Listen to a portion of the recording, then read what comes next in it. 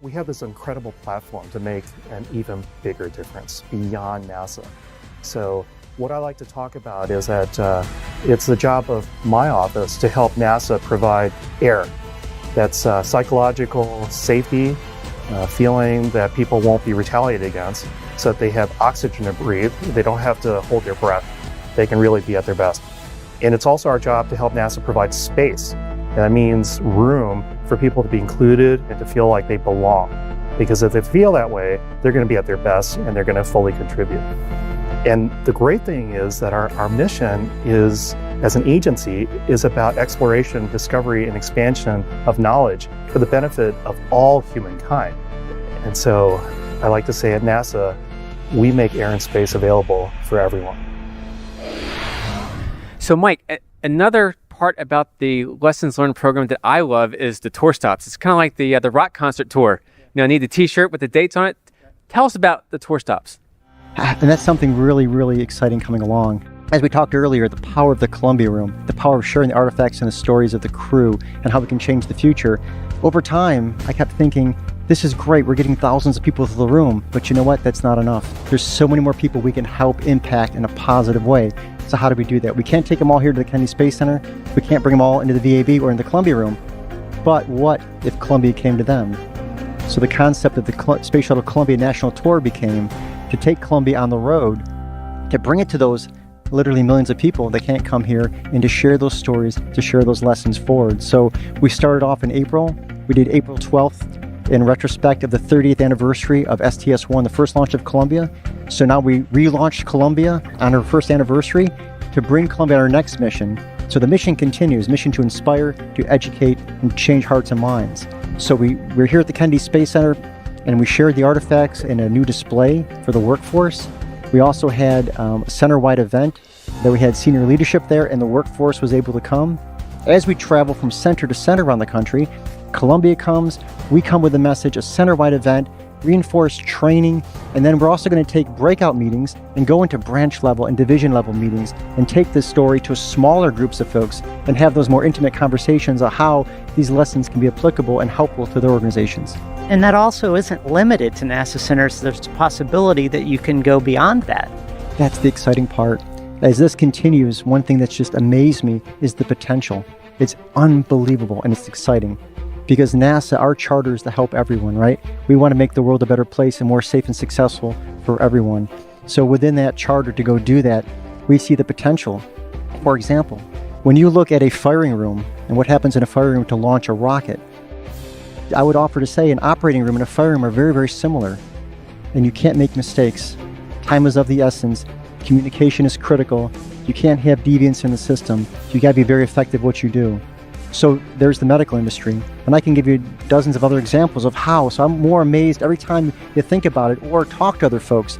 You get more inspired of how many ways NASA, through this program, can actually impact in a positive way and partner and collaborate with organizations within the federal government and with outside the federal government, private organizations, international organizations, academia. Incredible. Well, Mike, I just want to congratulate you on a job well done. You still have a lot of work to do because it's just in its infancy.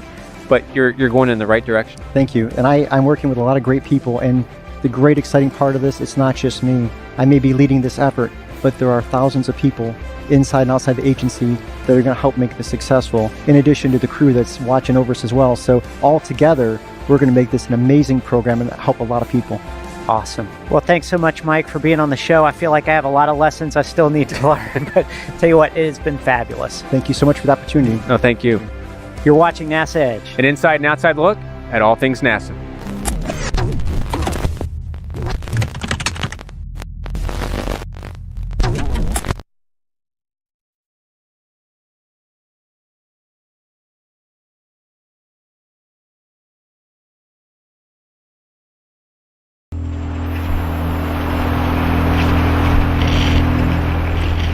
Antarctica.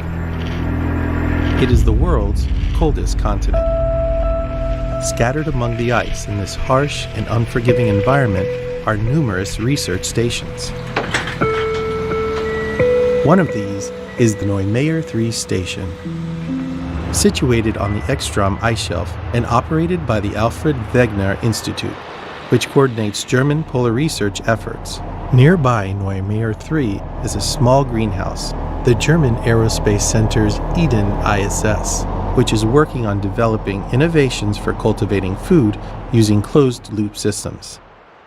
In a space about the size of an apartment bedroom, this greenhouse recently grew more than 600 pounds of fresh food, including cucumbers, lettuce, and tomatoes, in a 9.5-month period, even with outside temperatures well below freezing.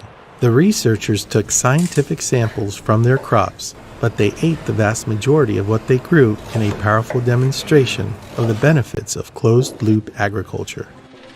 This research not only benefits indoor agriculture here on Earth, it also has applications for space exploration. For more than 20 years, people have continuously occupied the International Space Station, a laboratory about the size of a 6-bedroom house that orbits the Earth every 90 minutes at an average altitude of approximately 250 miles. Astronauts working with researchers on the ground have used the space station as a proving ground for the technologies and know-how that will allow people to explore more of the moon than ever before and take the next step in space exploration, a crewed mission to Mars. Jess Bunchek is a plant scientist from Kennedy Space Center, NASA's leading center for growing plants in space. The agency is sending her to work with the German Aerospace Center on research that could one day help feed crews on long-duration missions to the Moon and Mars. Bunchek brings important experience to Eden ISS. Knowledge gained from working with astronauts growing salad crops in space. After a month-long voyage from Germany, Bunchek will spend about a year in Antarctica. There, she will work with a team of researchers connected to the Mission Control Center in Bremen, Germany, to solve challenges with closed-loop agriculture so that it can be robust and productive enough to help sustain astronauts on a 2 to 3 year long mission to Mars.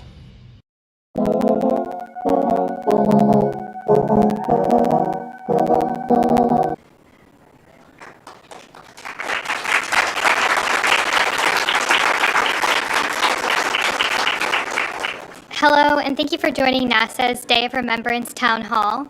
I'm NASA Press Secretary Jackie McGinnis, and we are joined today by Administrator Bill Nelson, Deputy Administrator Pam Malroy, Associate Administrator Bob Cabana, to reflect, share best practices, and answer your questions about safety across NASA centers and mission directorates.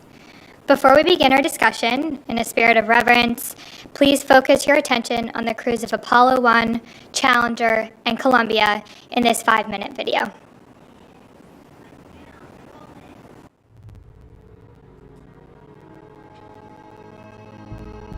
Every January, we at NASA have a day of remembrance to encourage reflection throughout NASA, throughout our country, throughout indeed the world.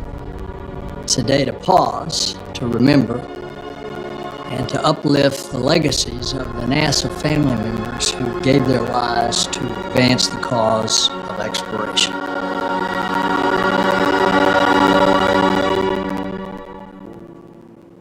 The crew of Apollo 1, then Challenger, then Columbia, and the many other astronauts that died while they were actually training. We will never forget these astronauts, nor all those who have lost their lives in the pursuit of discovery. And so on this day of remembrance, we honor and try to better understand our place in this huge, huge universe and our attempts at discovery and exploration in it. These astronauts all achieved the once impossible dream to soar in the cosmos and to explore the heavens. And their families have suffered, and they have our deepest respect. Every day at NASA, we have an opportunity, we have a responsibility to carry forth their memories. And by taking the next giant leap, we want to keep alive their legacies. By meeting every challenge head on, we want to remember their legacies. As we push the edge of the envelope of human achievement in this new era of exploration, we must always continue to embrace the core value of safety. It's an institutional and it's an individual responsibility. This is and always will be, as we reflect, a very solemn day on the sacrifice that was made by a bunch of very, very brave adventurers. It's also a day of remembrance, of extreme gratitude. We are thankful that NASA's fallen adventurers shared their lives with us. They made life on this earth better. And today and every day, we at NASA are still united in that shared pursuit of exploration and discovery. And may we carry their spirit and those of all who have given their lives in the name of exploration.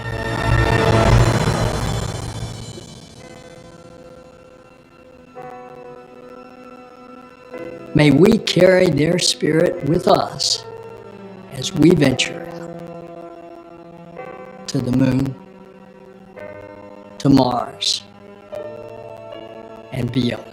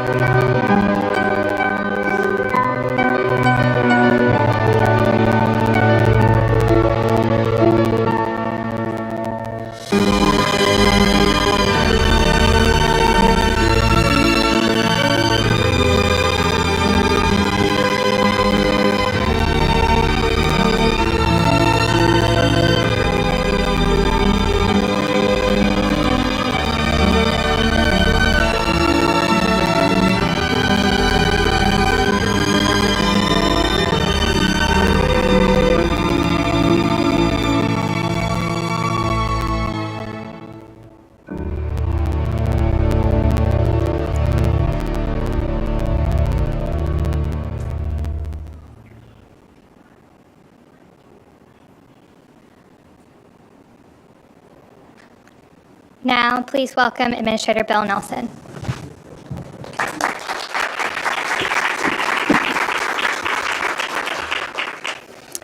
We're doing this in the town hall format because we want to engage you in conversation. And we take this very serious. After the losses that we have had, this day of remembrance, and it's interesting that they all happened about this time of year. Each tragedy, Apollo 1, Challenger, and then Columbia, each disaster left a gaping hole in the hearts of the NASA family, and many of us feel those personal connections. In my case,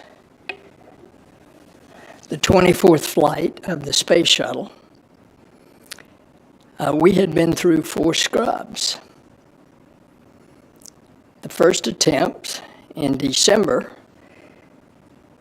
when we were scrubbed for a different reason, it ended up being 41 degrees that morning.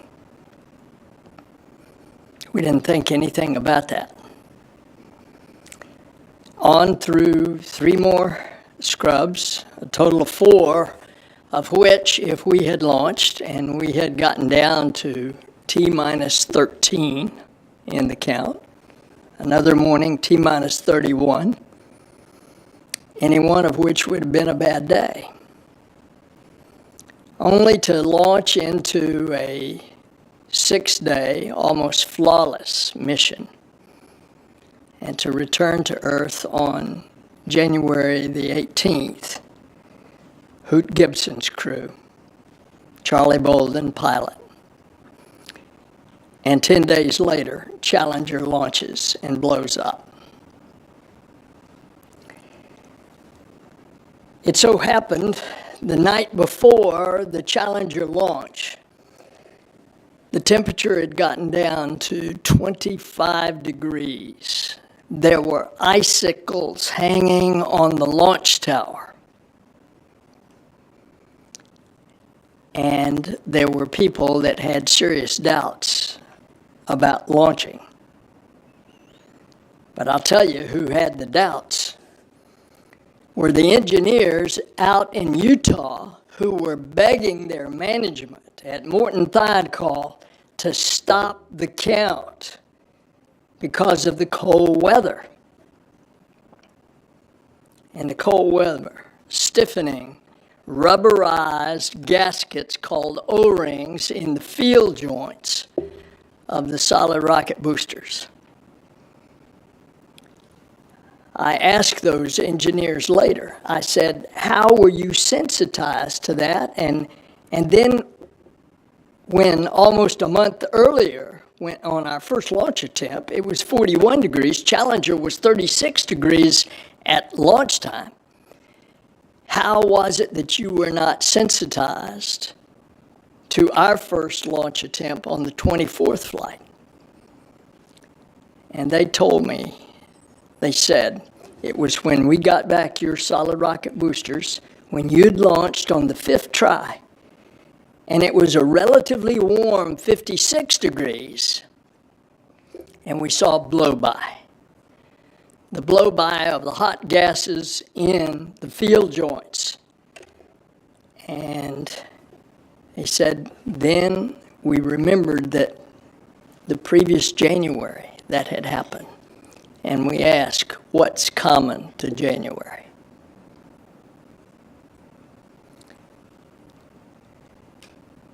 And the management would not listen to the engineers begging them to stop the count.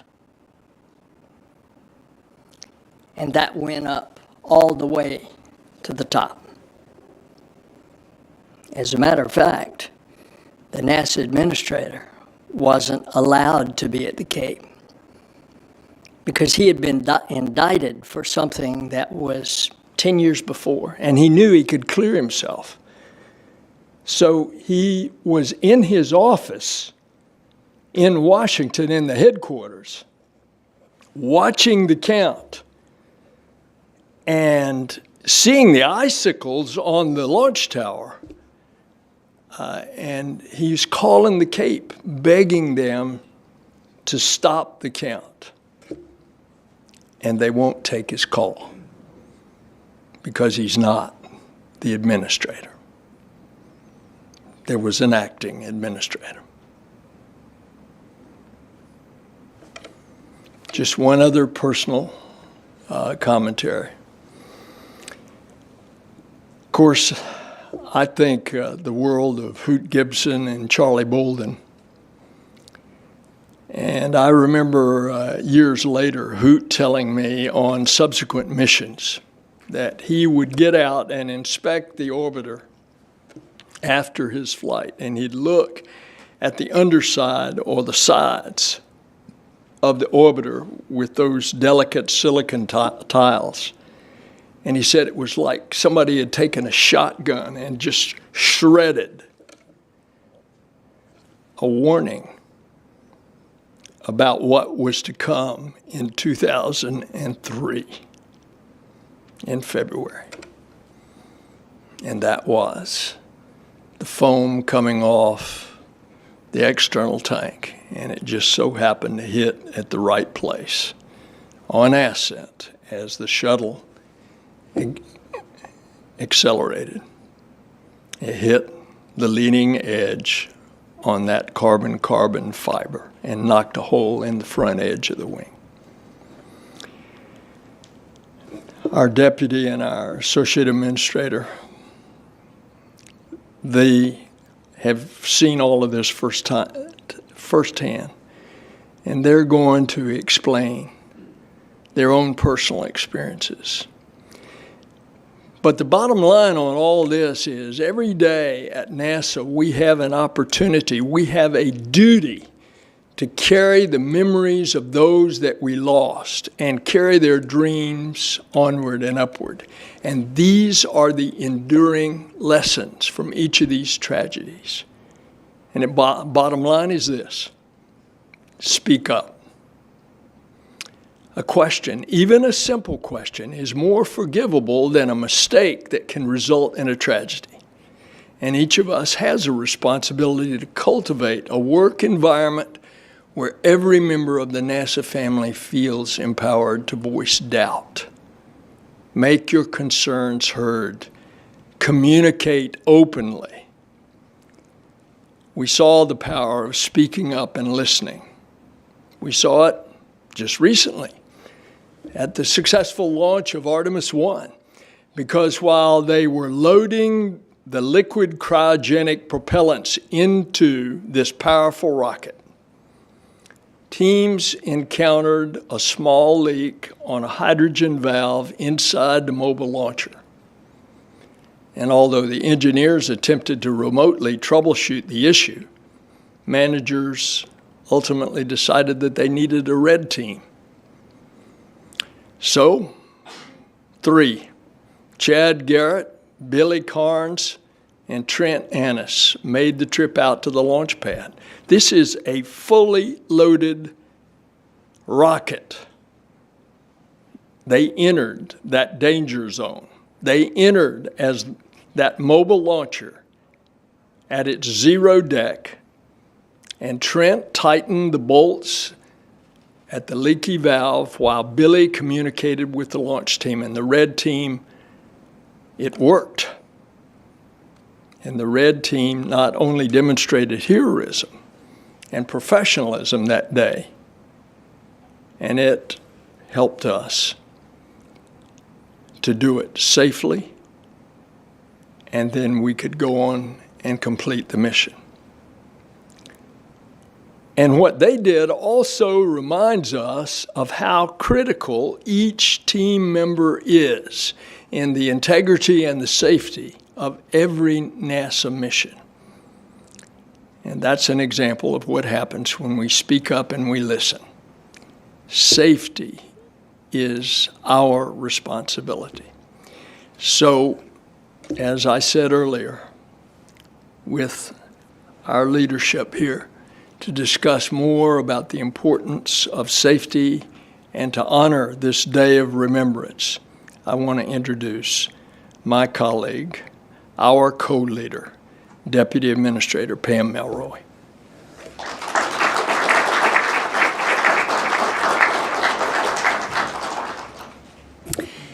Thank you so much, Bill. I have to say that while I love honoring the crews, this can be a hard day. And I get so much comfort from Bill and from Bob because you've been through this and you understand.